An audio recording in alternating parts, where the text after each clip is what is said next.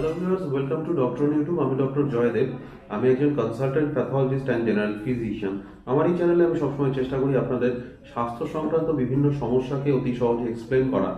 আজকে আমি যে বিষয়ে কথা বলবো সেটি হলো ডার্বেপোয়েটিন আলফা। ডার্বেপোয়েটিন আলফা আসলে কি, এই ইনজেকশনটি কখন দেওয়া হয়, কোন কোন রোগের ক্ষেত্রে দেওয়া হয়, এই ইনজেকশনটি কমনলি কি নামে অ্যাভেলেবেল, এই ইনজেকশনের কোনো সাইড এফেক্টস আছে কিনা, সেই সমস্ত বিষয়ে আজকের এই ব্লগে আমি বিস্তারিতভাবে আলোচনা করব। আপনি এই বিষয়ে জানতে ইন্টারেস্টেড হলে ব্লগটি শেষ পর্যন্ত দেখতে থাকুন। তো প্রথমেই দেখে নেওয়া যাক যে ডার্বেপোয়েটিন আলফা আসলে কি। তার আগে আমাদের জানতে হবে যে আমাদের শরীরে নর্মালি যে রেড সেল প্রোডাকশন বা আমাদের শরীরের মধ্যে যে ব্লাড প্রোডাকশন যেটাকে ডাক্তারি ভাষায় বলা হয় হেমাটোপোয়েসিস, সেই প্রসেসটি কিভাবে হয়। এই হেমাটোপোয়েসিসের একটি পার্ট কিন্তু হলো রেড সেল প্রোডাকশন। এছাড়াও কিন্তু ডাব্লিউবিসি প্রোডাকশনও হয়ে থাকে এবং প্লেটলেটও প্রডিউসড হয়। কিন্তু আমরা আজ যে বিষয়টিতে ফোকাস করব সেটি হলো মেইনলি হচ্ছে যে লোহিত রক্তকণিকা বা রেড সেল এবং তার মধ্যে থাকা যে হিমোগ্লোবিন, সেই রিলেটেড। তো প্রথমে দেখে নেওয়া যাক যে আমাদের শরীরে কিভাবে এই আরবিসি প্রডিউসড হয়।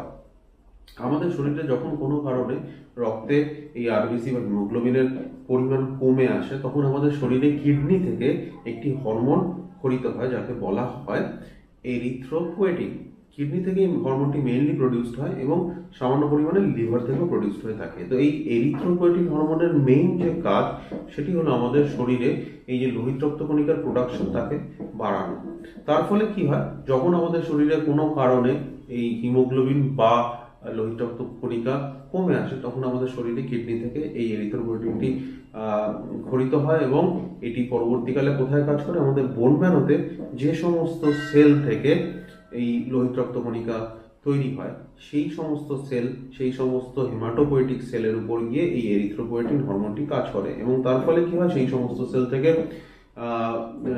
সেল ডিভিশন বাড়ে, সেই সমস্ত সেলের ডিভিশন বাড়ে এবং সেই সমস্ত সেলের ডিফারেন্সিয়েশন হয়, অর্থাৎ ইম্যাচিওর ফর্ম থেকে ম্যাচিওর আরবিসি উৎপন্ন হয়। তার ফলে কি হয়, শরীরে যে লোহিত রক্তকণিকা বা হিমোগ্লোবিনের যে ঘাটতি আছে সেটি কিন্তু পূরণ হয়। এটি হলো নর্মাল প্রসেস। এটি তখনই সম্ভব যখন আমাদের শরীরে অ্যাডিকুয়েট পরিমাণে এরিথ্রোপোয়েটিন উৎপন্ন হয়।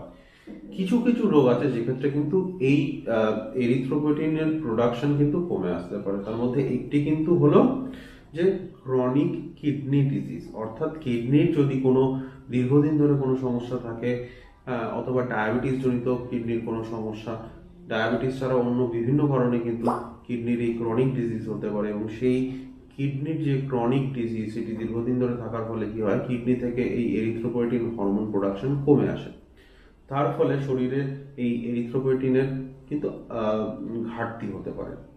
এই ক্রনিক কিডনি ডিজিজের ক্ষেত্রে অনেক ক্ষেত্রেই দেখা যায় যে এই ডার্বেপোয়েটিন, যেটি হচ্ছে শরীরের বাইরে আর্টিফিশিয়ালি প্রডিউসড একটি ফর্ম অফ এরিথ্রোপোয়েটিন, এটি কিন্তু ইনজেক্ট করা প্রয়োজন হয়। একটি কন্ডিশন হলো ক্রনিক কিডনি ডিজিজ। পরবর্তী একটি কন্ডিশন আছে যেটি হলো কিন্তু কেমোথেরাপি, অর্থাৎ বিভিন্ন ক্যান্সারের জন্য যে কেমোথেরাপি দেওয়া হয়, এই কেমোথেরাপিউটিক ড্রাগগুলি কিন্তু অনেক ক্ষেত্রেই নিজের শরীরেরই বোন ম্যারোর যে হেমাটোপোয়েটিক সেল আছে তাকে কিন্তু ডেস্ট্রয় করতে পারে। তার ফলে কি হয়, শরীরে লোহিত রক্তকণিকার প্রোডাকশন কমে আসতে পারে। তো সেক্ষেত্রে লোহিত রক্তকণিকার প্রোডাকশন অ্যাডিকুয়েট করার জন্য কিন্তু এই ডার্বেপোয়েটিন আলফা ইনজেকশনটি দেওয়া যেতে পারে। মার্কেটে এটি খুব কমনলি যে ব্র্যান্ড নামের আন্ডারে পাওয়া যায় সেটি হলো ক্রেস্প। এবার আমরা জাস্ট সংক্ষেপে দেখে নিই যে এই ইনজেকশনগুলো সাইড এফেক্ট আছে কিনা। হ্যাঁ, এই ইনজেকশনের ম্যাক্সিমাম ক্ষেত্রেই কোনো এফেক্ট হয় না, কিন্তু খুব কম ক্ষেত্রে দেখা যেতে পারে এটার জন্য হাইপার টেনশন ডেভেলপ করতে পারে, এটার জন্য হেডেক হতে পারে, বা এটার জন্য কিন্তু সামান্য ইডিমা বা সোয়েলিং ডেভেলপ করতে পারে। তো আজকের ব্লগে আমরা জানলাম যে ডার্বেপোয়েটিন আলফা আসলে কি, কোন কোন ক্ষেত্রে দেওয়া হয়, এর কি কি সাইড এফেক্টস আছে। আপনার যদি এই রিলেটেড কোনো প্রশ্ন থাকে তো প্রশ্নটি অবশ্যই নিচের কমেন্ট সেকশনে কমেন্ট করে জানান। ব্লগটি কেমন লাগলো জানান। পরবর্তী ব্লগে কোন বিষয়ে আলোচনা করা যেতে পারে সেই বিষয়েও আপনি কমেন্ট করে জানাতে পারেন এবং ওভারঅল আপনার যদি কোনো সাজেশন থাকে সেই সাজেশনটিও আপনি কমেন্ট করে জানাতে পারেন। ভিডিওটি ভালো লাগলে একটি লাইক দিতে ভুলবেন না এবং আপনি যদি এই চ্যানেলে নতুন হন চ্যানেলটি সাবস্ক্রাইব করতে ভুলবেন না। Till then, take care and stay fit, be healthy. Thank you.